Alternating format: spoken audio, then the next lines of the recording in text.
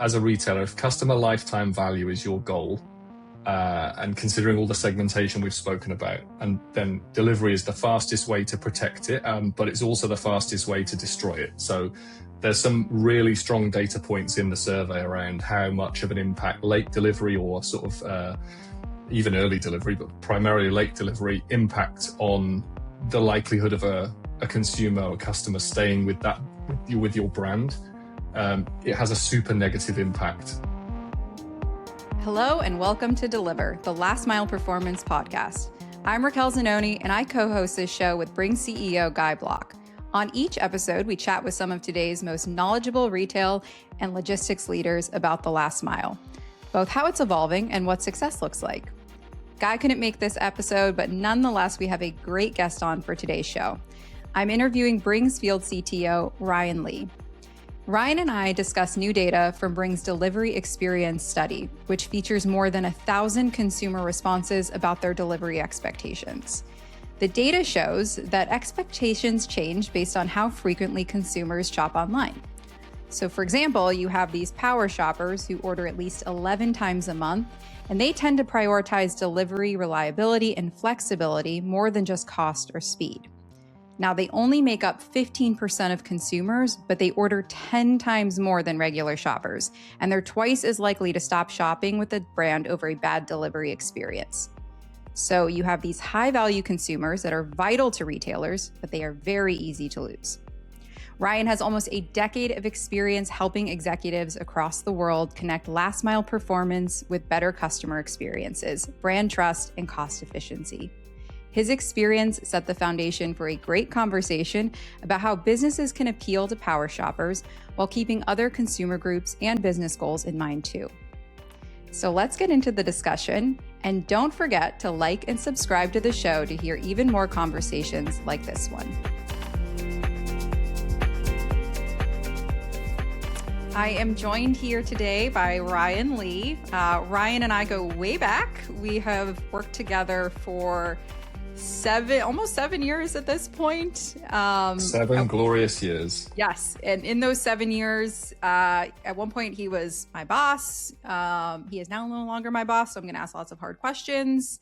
Ryan, why don't you take a minute, introduce yourself? Sure. Raquel's the boss now, by the way, listeners. Just you'll get that through this conversation.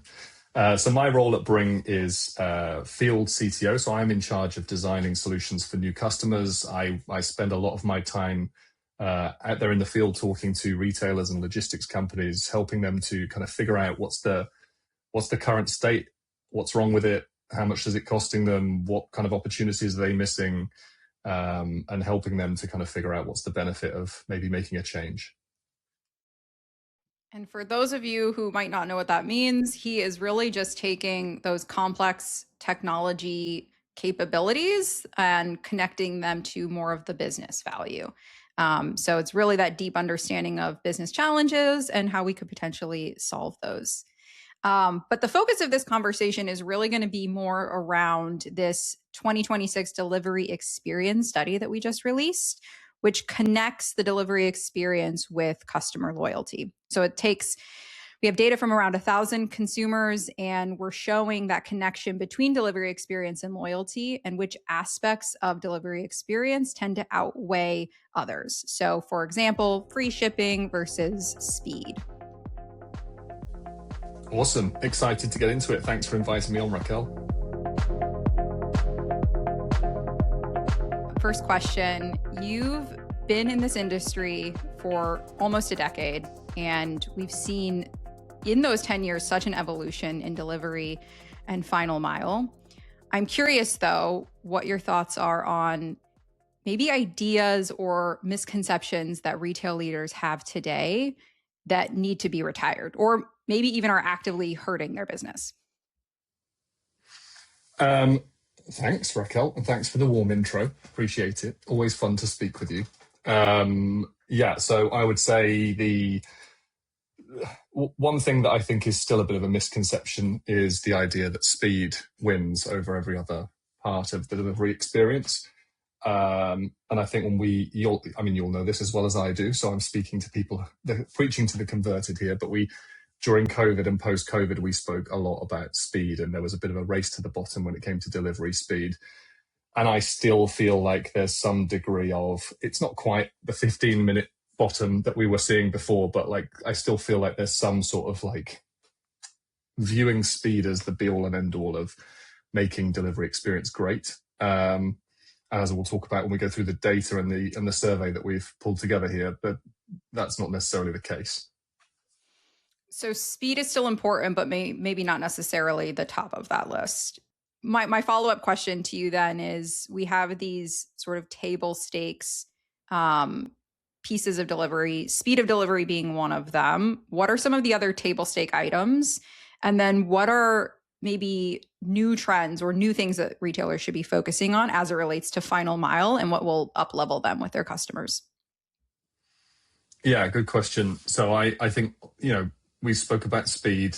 I think having convenient returns, ideally free returns. Like if that was me and I was shopping, I'd want free returns, but at least some sort of reasonable, predictable returns process that doesn't involve me taking stuff halfway across town to do the return and then waiting 6 weeks for it to be processed. Like some sort of convenience around that. Eco-friendly packaging, stuff that doesn't get damaged when it's delivered. Like I think all of that is sort of the basics of delivery. It's what a lot of our customers, regardless of whether they were doing a lot of online or a little bit of online, everybody expects this. This is entry level stuff. But what you need to do beyond that, and I'm not sure that it's new. Like saying this is new is probably not necessarily true. But when you make a promise, delivering on the promise that you make. So on time arrival, not doing it too early, because I might not be home, and certainly not doing it too late, because lateness is bad, very, very bad, as we'll come to talk about later. So if you make me a promise, I expect you to keep it. And like if you look at some of the great delivery experiences and the reasons that some retailers have done very, very well, obviously Amazon being one of those, then the thing they do really well is they say they'll deliver it tomorrow, and then it turns up at the time they said it would be delivered. So Amazon aside, because we know they're kind of a gold standard when it comes to delivery.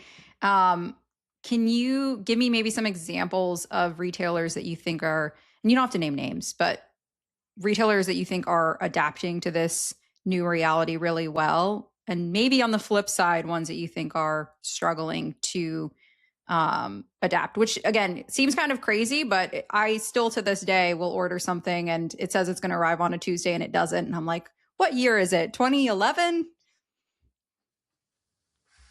Yeah, Tuesday, what week? So obviously we're not going to name names. It'd be fun. We'd probably get more coverage if we do name names, but we won't for the purposes of this conversation. We'll keep it to just broad examples. But I'd say I can think of retailers where they've invested heavily in kind of same day delivery. So to try and speed up the delivery promise to the customer. But then when you buy something same day, the delivery window itself is very broad, like could be several hours long. So it means I've still got if it's a high value item or, it needs a signature, then I've got to wait in for the rest of the day for that thing to be delivered. And I've got no idea when it's going to come.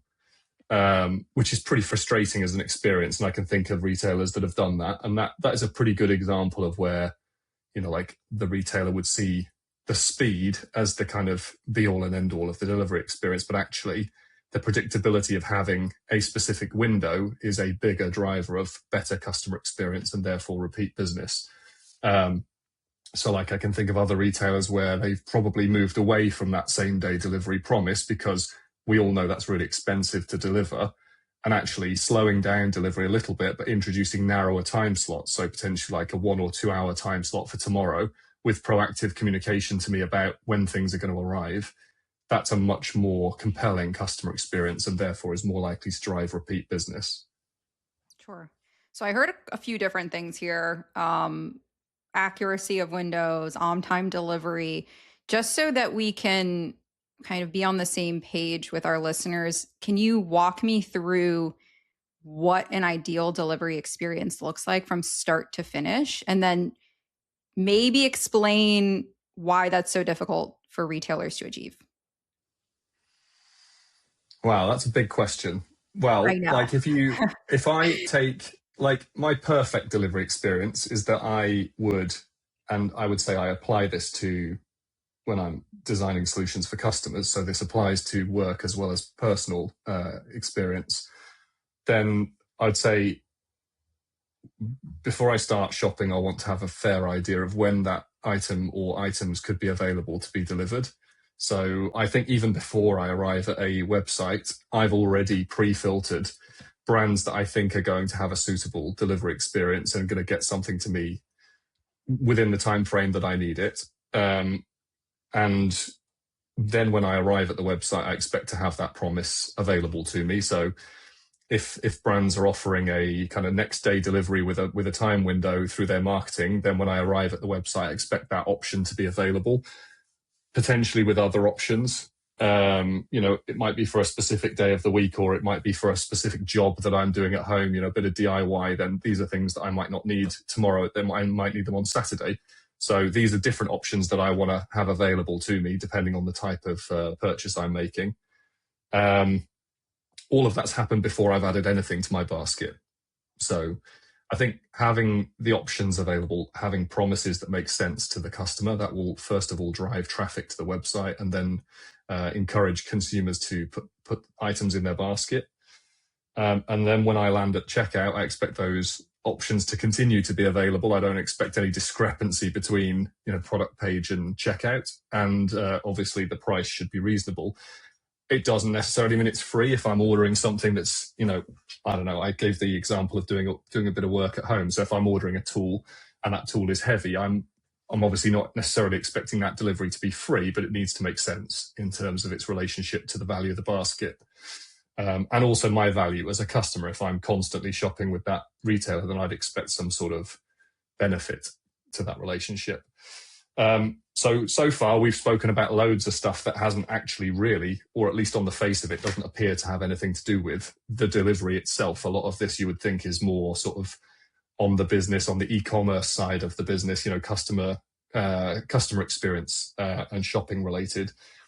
But actually a lot of the data that goes to provide that is stuff that you can get from your last mile. And you need to make available to be able to make a suitable promise, because the problem comes if you make me that promise and then you can't deliver on it. There's a discrepancy between what you've told me and what you've actually done. That's actually more damaging than than not making the promise in the first place.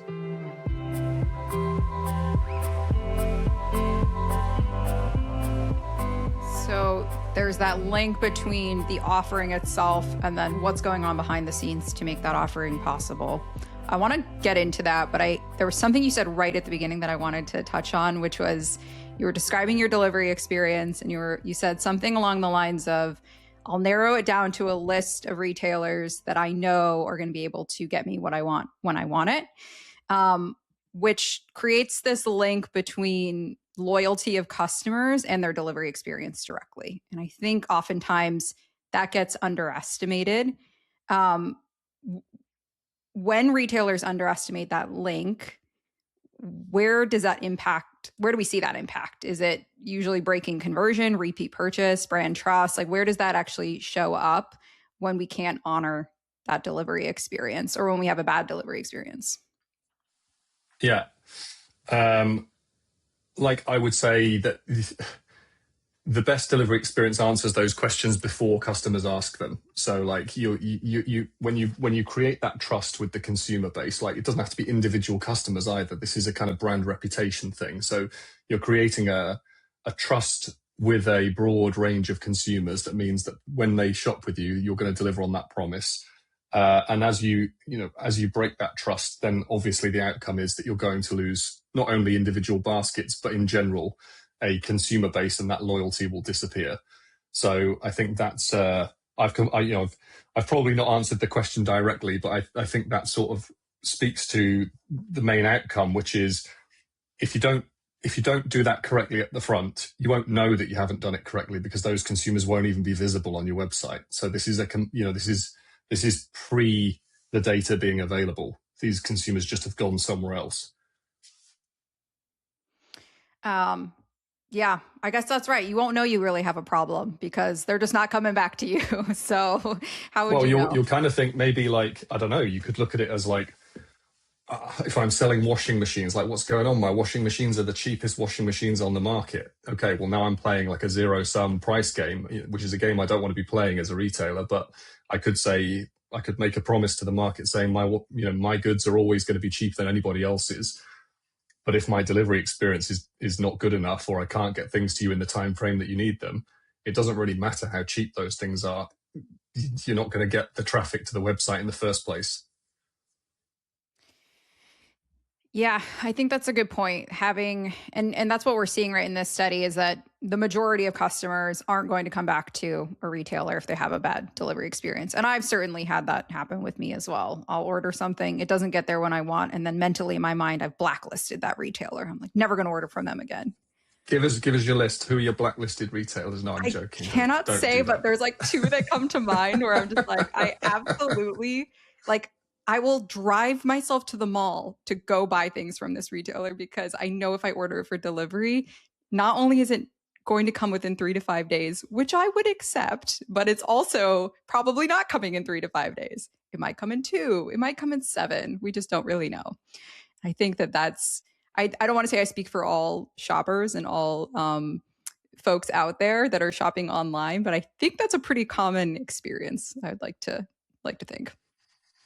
I have this experience recently. I'm not going to name names, but I got to get this out there. Like, this is something that's really annoyed me from before Christmas. So I've gotten myself into a bit of like shopping for secondhand clothes and shoes and things on Vinted, which I love.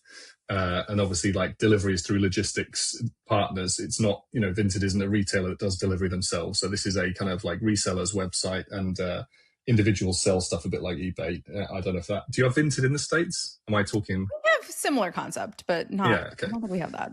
Okay, so I bought a pair of trainers, sneakers, translating there for you again, that I loved, that I've been looking for a long time, that are discontinued, that you cannot buy anywhere, and I got them for a very reasonable price, and they were essentially new, with tags.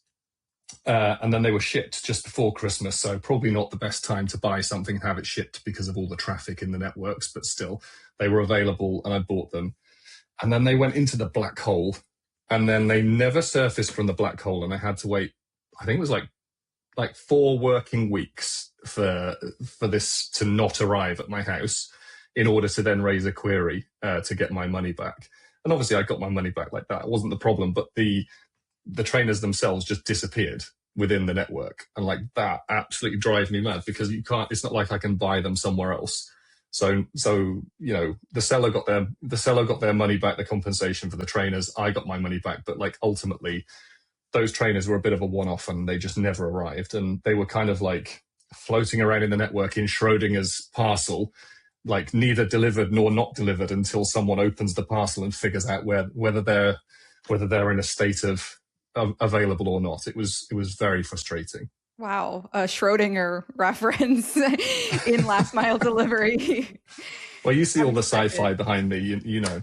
Yes. So I think it begs the question of, why did it take 4 weeks? Like, why is it so hard to just get people things that they need?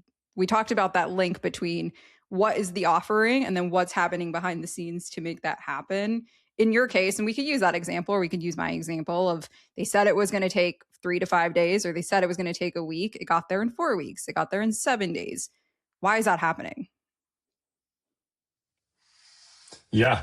Well, I guess this is it comes back to one point I made earlier, which is, a lot of the companies we talk to are treating the kind of customer experience side of the business, the e-commerce side of the business, as a kind of separate thing to the operational aspect of making the delivery. And it feels to me like there's a sort of like a disconnect between those two parts of the business. It's like, make a promise and then deal with it later kind of approach. And actually, like, if you look at the survey data, you have done, but when our listeners and viewers have a look at the survey data, you'll see that the trust aspect of like when you make a promise, delivering on that promise, being reliable, it puts a lot more emphasis on the operations side of the business than it does on the customer side of the business, really. Because if you can deliver on a promise, and if you can then create that trust with your customer base, you can drive a lot more revenue, customer lifetime value, a lot more loyalty especially with high value shoppers and repeat shoppers. And ultimately that is more important than many other aspects of e-commerce. It really is like last mile delivery, making sure you get that right, doing what you say you're going to do is a real driver of loyalty and of revenue. And I think it's not really looked at it that way in a lot of the companies we speak to. It's seen as a cost center rather than a driver of loyalty and revenue. Yeah, absolutely. We've heard that a lot from other guests, is this idea that last mile isn't a cost center necessarily. It's a part of your brand. It's a part of your offering. So when you are looking to offer something like same day delivery or next day or 2-day shipping, it's not just a digital experience. It has to be backed up by something real, right? There has to be a team of operations that are actually making that happen on the back end. And those two are sometimes disconnected from one another. It's the business saying, we want to do this. Operations make it happen. But the make it happen part is what tends to get ignored or not invested in well enough to really make it happen, until you start to see some of those, customer loyalty or repeat customers. Until you start to see it affecting that, there isn't a lot of investment on the actual operations. Yeah. Let's move on. Actually, I want to move into a piece of the study that really spoke to me personally. It was around customer segments. So talking specifically about the different types of shoppers that are out there. And one of them is described as the power shopper, which is defined as someone or a consumer who makes more than 11 purchases online a month. I read that and I was like, that's me. I'm a power shopper. My house, we're a power couple. This is a power house. We're ordering probably 30 things a month online separately from one another. My first question is just why do those segments matter? Like, why should retailers care about these different types of shoppers? Yeah. I think because if you really dig into the data and you really understand what it means that the most valuable customers available to you are also the hardest to keep, because the data pretty consistently showed that regardless of why, like if you break a promise, if something's late, if you deliver something damaged, if the returns process isn't good, like there were loads and loads of different aspects of the survey, and all of them showed that like the more regularly a customer shopped and the more they spent online, the less forgiving they are of those kinds of mistakes. So I suppose it depends on how you want to build your business. Like if you want to build a business that relies on like frequent customer acquisition, then you can afford to make those mistakes, because you can acquire one-off customers regularly, and your customer payback's going to be pretty low. But if your cost of customer acquisition is low, like it really doesn't matter. You can have a transient customer base. But if your business like has a high cost of customer acquisition, like I don't know, in groceries, for example, where like grocery customers, I'm one of these. Like obviously the UK market, you and I were talking about this the other day. Like the UK market has a big dependency on like grocery delivery, which I know is a little bit less so in the States. But like that's a pretty good example of where like it's difficult to acquire a customer, and when you acquire a customer, you really need to keep them.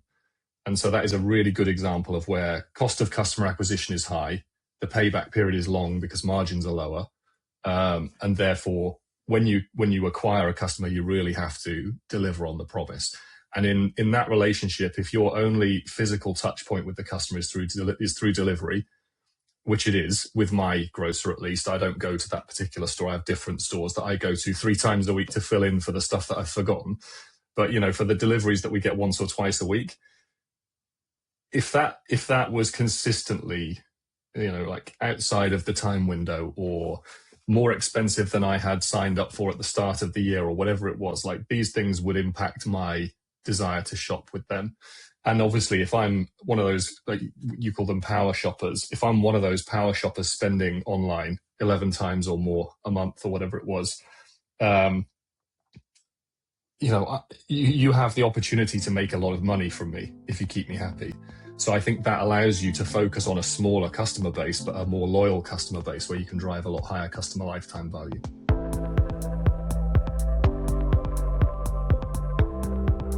I'm going to ask this next question, and maybe it goes somewhere, maybe it doesn't. But it's around, because I want to get really specific on what you were talking about. You mentioned grocery and sort of its specific attributes. Can you describe some of these other types of like retailers and maybe what they should be focusing on as far as the types of customers they're appealing to and what those customers would care about? Yeah, let's see if we can make this go somewhere. Yeah, I know it's a lot. Okay. There's a lot of information. There is a lot. There is a lot. I don't know if I can make this go anywhere. Let's see. So, okay. So groceries we've spoken about.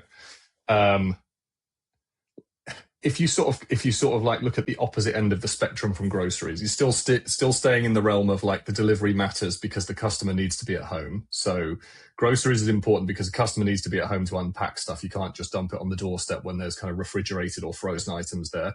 So if we want to look at a sort of similar delivery experience, but a different type of retailer that has a different requirement for the delivery promise or the way they interact with their customers, you could look at like, I don't know, white goods, like appliances retailers.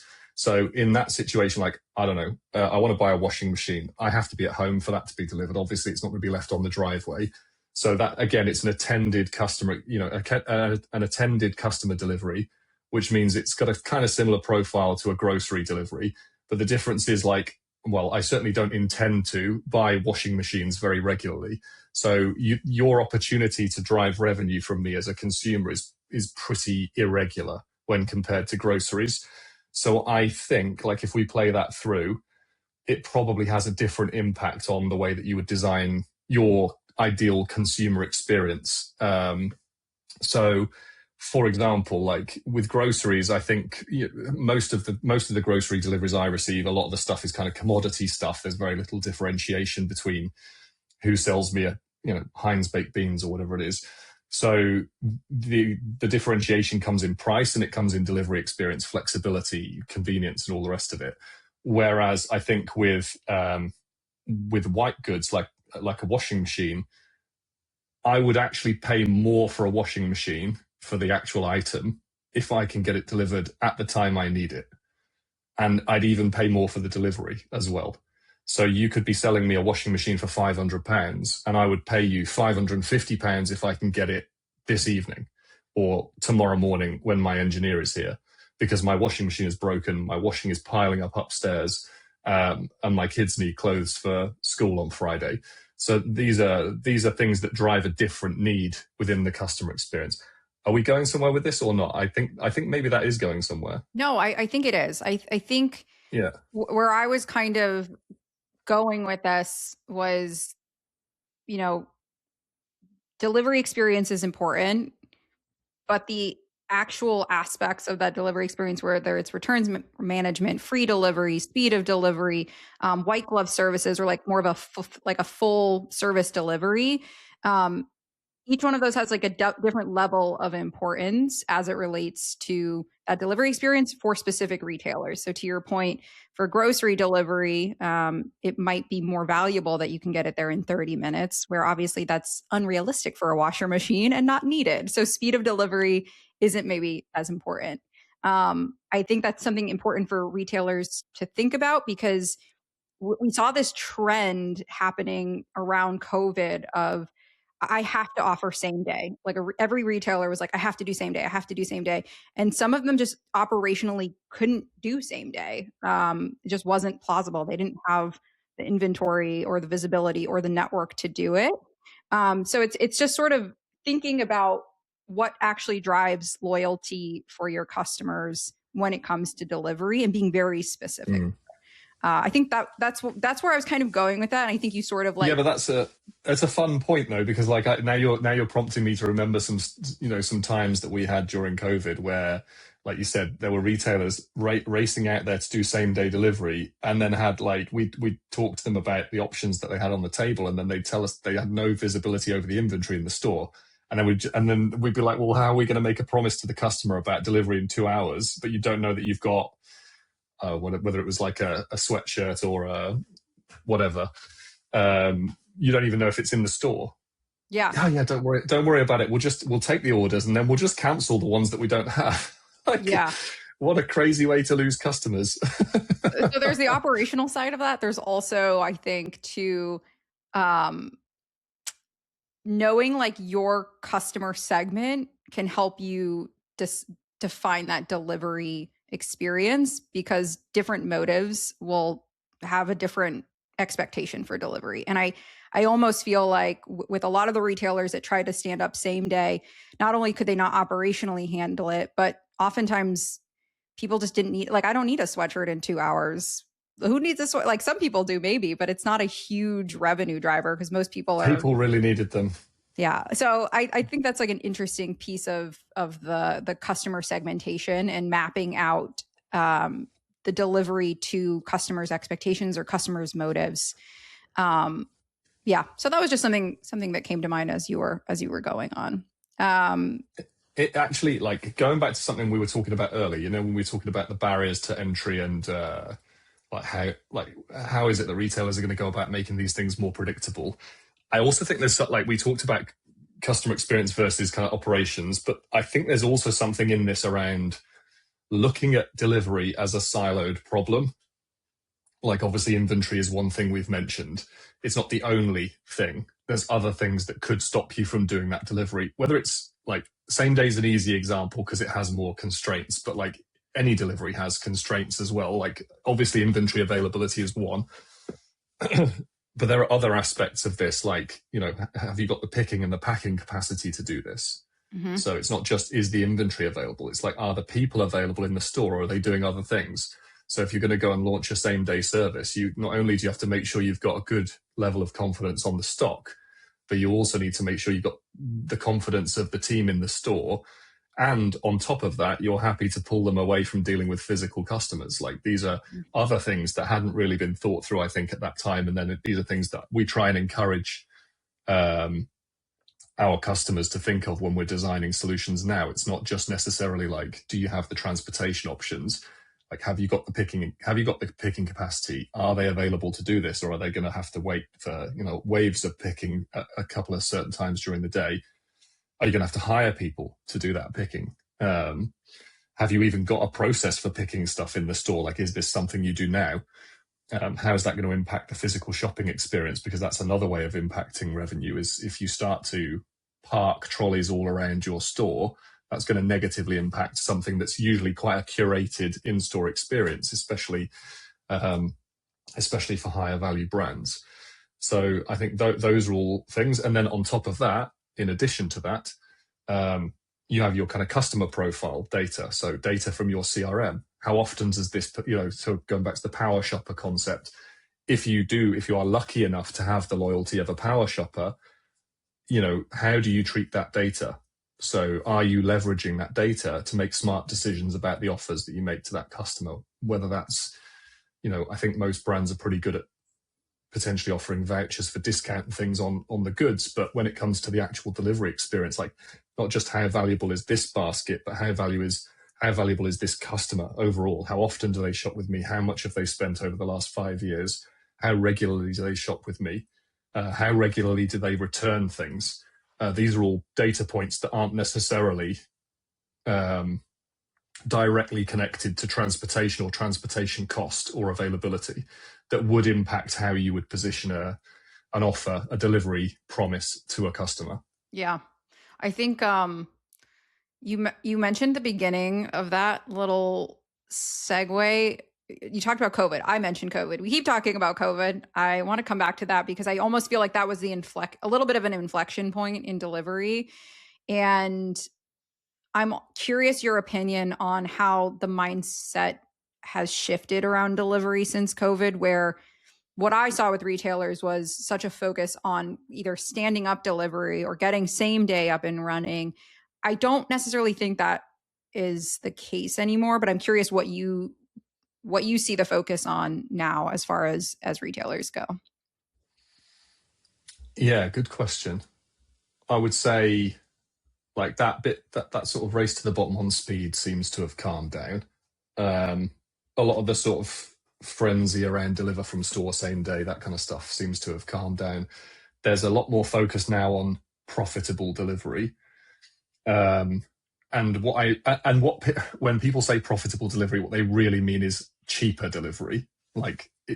I don't really think profitable is the way that most retailers are looking at it. I think it's actually driving cost out operationally rather than the genuine profitability of a transaction in the context of a wider relationship with that consumer, which is something we're talking about here. We're talking about the value of a power shopper over a longer period of time than one transaction. Whereas I feel most retailers we speak to are probably still more fixated on lower cost and less aware of kind of longer term value of a customer in the context of a transaction. But that I would say is the pivot that has happened in the last couple of years, is a move away from speed and towards reducing cost. Can you tease that out a little bit more? I think that's interesting, and I'm not sure I fully understand, so I just want to make sure our listeners understand what you're talking about. When we talk to retailers, they talk about profitability of delivery. But I think what they really mean is just making a delivery more profitable by reducing the cost in order to create a larger margin on the delivery. But there are different ways of making your relationship with a consumer more profitable, and it doesn't necessarily mean making the delivery cheaper. It could be incentivizing that consumer to shop with you more regularly, both physically and online. Joining up the dots between those different transactions that they have with your brand or your business. It could be considering all the data points that I mentioned earlier, so especially the CRM data, so long-term data of the relationship with that consumer. It's easier to follow when it's online. Obviously, retailers have in-store loyalty programs that are, at least in the UK, pretty widely adopted, especially for groceries and things like that. But online, it's very easy to track this stuff. So when there's a power shopper, you should be leveraging that data. Those shoppers, as our data has shown, those shoppers are much more valuable to your brand, and really making sure that you deliver on the promise is a powerful differentiator to keep them. So that's what I'm talking about when I'm talking about making a relationship profitable, as opposed to making individual transactions profitable. It might be that I'm willing to harp on about this, but you're clearly a power shopper, so you might regularly spend $50, $60, $100 with me, and then on one occasion you might just need a pair of socks, but I know that you regularly spend money with me. Why should I charge you for the delivery on that pair of socks, even though it's below the threshold this time? That's the kind of long-term decision making that I don't think exists right now for most retailers we talk to. Okay, that was helpful. I think that connected the dots. It also sort of brought us full circle from our conversation earlier about the importance of these types of shoppers, and then the trends that we're seeing with where retailers are starting to focus. And it makes sense too, right? If you look at the study, it says something like 81% of power shoppers reorder from a retailer just because of that great delivery experience. And that's even if there's a higher price involved, which means speed is not as important as retailers might think it is, which is really interesting, which kind of gets us into a little bit of price of the delivery versus the cost of delivery. That comes up a lot during, my conversations with retailers. I'm curious, one, can you help our listeners understand the difference between the two, and then how that translates to how you influence buying decisions for these different types of segments, or how that might even translate to your offering as far as last mile delivery goes?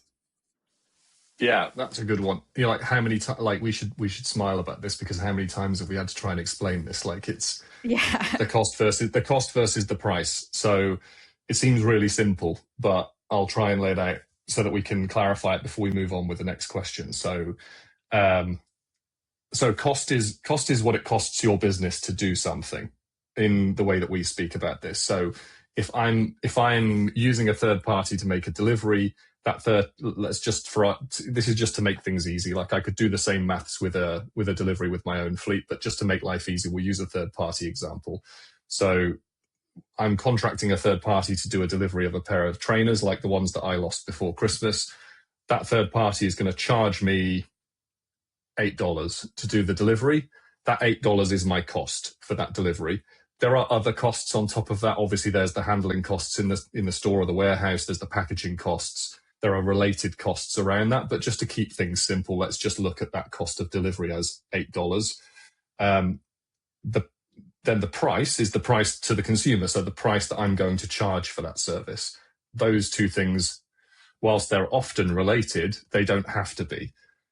The example that I gave, and I see why you've segued into this, like the example that I gave earlier on a pair of socks, like that pair of socks is probably going to cost you $15 or whatever.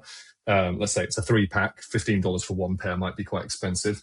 So let's say it's a nice 3-pack of socks and it's below the $40 threshold for free delivery. So I'm going to charge you a price of $5 for that delivery, even though it's going to cost me $8 to make that delivery. I don't have to charge you $5. I could make that $0. I could say, you're a loyal shopper with us, Raquel. Thanks for shopping with us 55 times in the last 2 years. Even though this is below the basket threshold, we're going to make this one for free.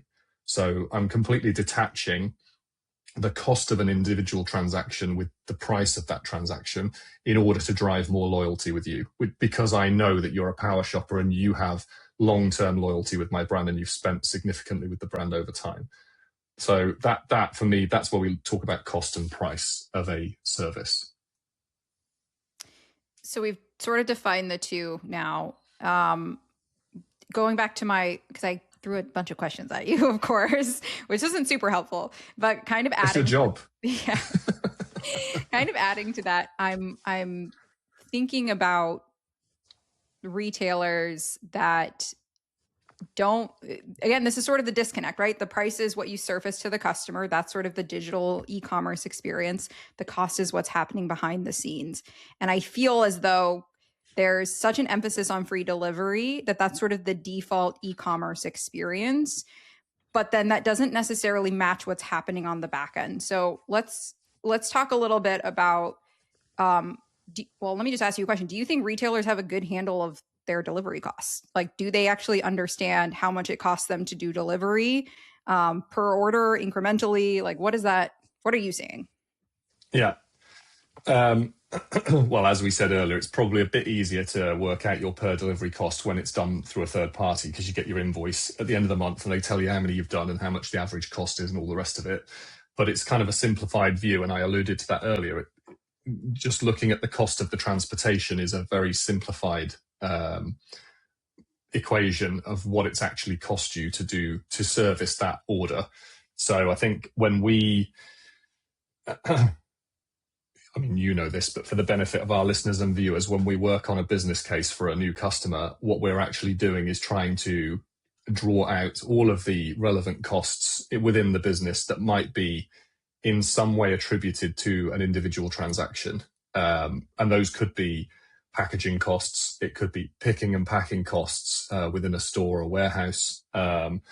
Could be square footage that you need in order to stage the goods. If you're doing waves of delivery and you need a bigger floor space in order to stage lots of routes for delivery, then clearly you have a requirement for a larger warehouse than if you're doing kind of a more rolling dispatch process. A rolling dispatch process has other costs, but it doesn't need lots of square footage like a kind of a one-time dispatch of multiple trucks in one go.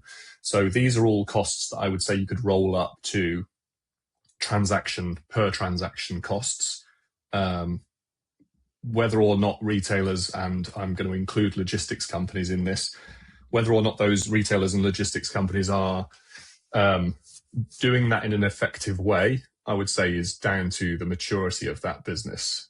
And there are some on the mature end that have a pretty good handle on that cost, and I think that's an area that has really had a lot of focus on it in the last couple of years. And there are others that probably don't, and are still using equations that are probably a few years out of date. Yeah, I agree. I think, and that's, I think what we've seen is like there are for sure retailers who tend to be a bit more mature and are starting to look at this. And then I think we still see a lot of retailers who are just arbitrarily offering $2.99 delivery or free delivery, but they don't have a real understanding of what their cost is for that specific delivery, which I think, just to wrap this all up in a bow,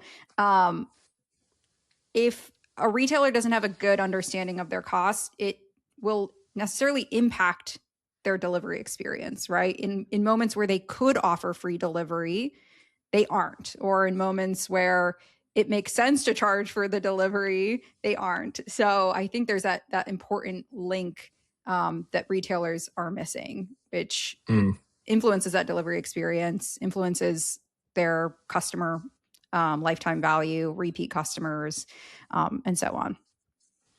Yeah, I think it's a data. Let's look at it as a data point. So cost of delivery is a data point, one of a few data points that you would want to consider when trying to price a service like delivery. It's not the only one. Like we mentioned some earlier, like inventory availability. If you've got a big backlog of stock that's going out of date or has a shelf life that is limited, and you have that stock within a particular store, you may want to use discounted delivery as a way of driving higher purchase rate for that type of stock. So that could be a way of driving more revenue and also driving out kind of cost from the business because of stock going out of date. So it doesn't necessarily mean grocery stock. It could be other types of stock that have a limited shelf life. Yeah. So these are all things that you could use to influence pricing. Yeah. And I think where my mind went with that, maybe this is where our listeners' minds are going as well, which is we're now linking, cost and price together. That ultimately impacts delivery experience, which affects some of these revenue drivers we've talked about with our customers and repeat purchases and lifetime value. What we haven't really answered is what are the systems behind the scenes that need to talk to one another to actually make this happen? So we talked a little bit about inventory management. We sort of mentioned picking, packing. Maybe we can paint like a complete behind the scenes picture to give our customers or our listeners an idea of what needs to be working well to make this happen. Yeah. Well, let's start we started with you asked me a question about what's my perfect kind of delivery experience. What do I expect? And I described something. And I think actually like all of this starts with marketing. It starts with the data that you provide to marketing on the promise that you can commit to and the kinds of service levels that you offer to the customers that you want to acquire. So in order to drive that traffic to your website or your app in the first place, you need to have something that is a competitive offering that is not just, probably is the table stakes stuff that we spoke about first. So maybe free shipping options, maybe some eco-friendly packaging and some sort of commitment on free returns. These are basics. But in addition to that, kind of additional paid for services, maybe day of choice, maybe white glove services. These are things that power shoppers expect. And again, you see that in the survey. We haven't spoken about white glove yet, but these are all additional added value things that, as a promise to the market, these are things that will drive traction and drive traffic to the website and to the app. That requires marketing teams to have a pretty good degree of confidence that what they're making a promise around and what they're shouting about to the market is something that the business can deliver. So there is data there that needs to be available from all of the systems we're about to mention with a high degree of confidence to be able to make that promise. Then obviously there's the e-commerce experience through an app or through the website that has to have a real-time connection to the data from transportation, from picking and packing, from inventory, from CRM, in order to make sure that when you make an offer to the customer or when you make a promise to the customer and you price that promise, it's something that can be delivered. And the way that we've seen this work well in the past is for that e-commerce experience where the consumer is clicking around product pages and then building a basket. Obviously, that needs to be a pretty seamless experience for the consumer. Otherwise, they'll just go somewhere else. So it needs to have minimal delay, but it does need to be connected to real data. It needs to be connected to real availability of your vehicles and your drivers. It needs to be, we mentioned inventory earlier. You need to have a good handle on whether the inventory is available or what's the backlog in order to make a promise of a specific day. So there is some pretty, there needs to be some pretty robust integration there between the front end systems like the e-commerce and the app in order to leverage that data from the back end systems. And then behind that, we've already mentioned a few. So the order management system, inventory system, it might be wrapped up into one, or it might be a couple of systems there. But there'll be some system that's looking at the availability of the inventory and where it is and whether or not it can be picked and packed in the time available. There's probably some sort of warehousing management system that may also include kind of capacity for throughput of the warehouse, or if it's a store system, it might be some sort of picking algorithm that looks at how long it takes to pick something and what's the offset from now and what's the availability of picking staff. And then, of course, there's got to be some pretty robust technology around managing the drivers, the vehicles, and the resource constraints that you have within your transportation and operations teams. And that obviously is where we come in. So this is making sure that when you surface data around delivery options and the physical transportation constraints, you're doing all of that in a way that's kind of real time. So you're looking at what am I doing already and what can I possibly accommodate on top of that, and how efficient will that be? And then finally, the CRM, which I mentioned. So that's the kind of stuff that I'd want to feed in as well to make smart decisions about the offers you make. Got it. So in case you missed that, you need everything, folks. I should have just said everything. Just everything needs to talk to one another. It's just everything.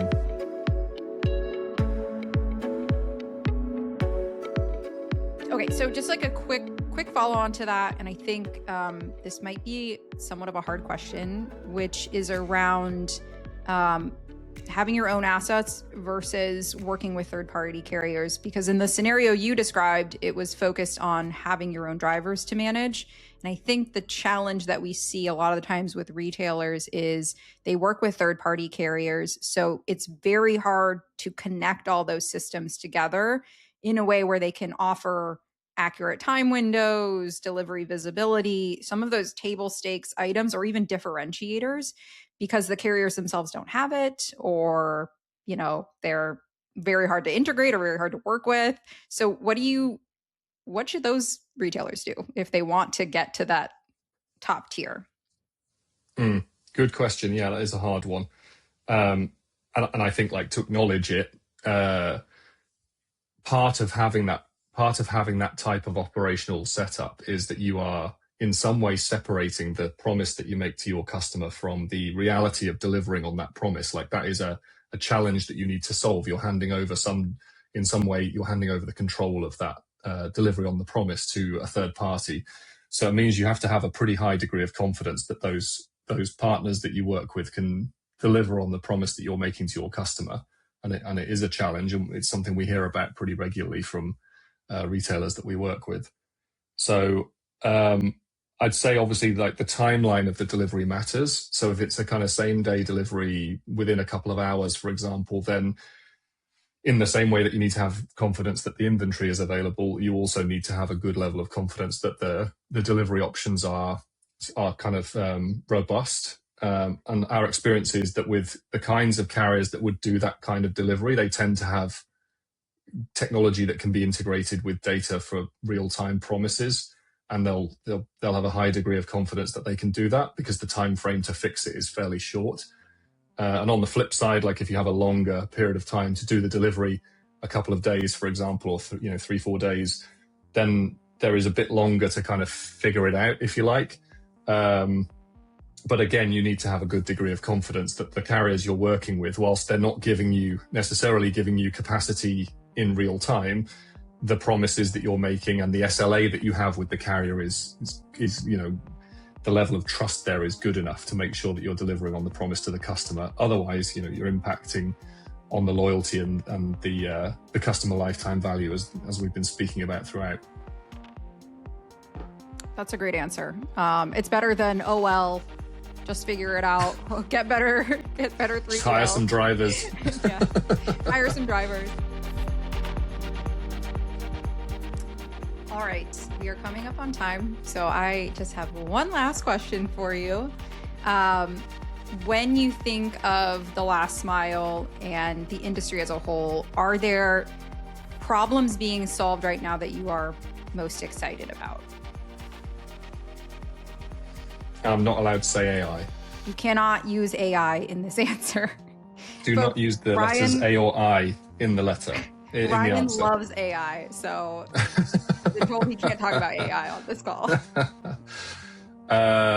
Yeah, so I think if we summarize what we've said so far in this chat, like if as a retailer, if customer lifetime value is your goal, and considering all the segmentation we've spoken about, and then delivery is the fastest way to protect it, but it's also the fastest way to destroy it. So there's some really strong data points in the survey around how much of an impact late delivery or sort of even early delivery, but primarily late delivery, impact on the likelihood of a consumer or customer staying with your brand.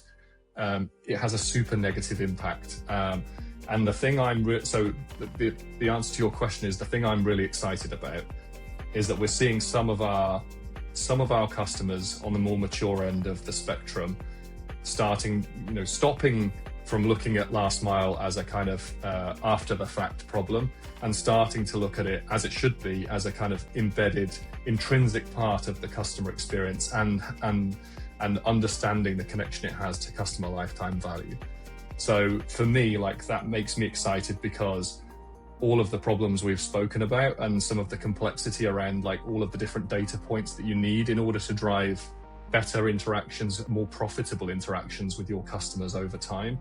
Like, yeah, it does include the delivery experience. Like, that is a key part of whether or not you keep that customer over time. So that makes me excited, because it positions the problems we solve as a really key part of how retailers and brands drive their customer base moving forwards. That's great. Thank you so much for your time, Ryan. We really appreciate it. Oh, thanks for inviting me on, Raquel. It's been a pleasure.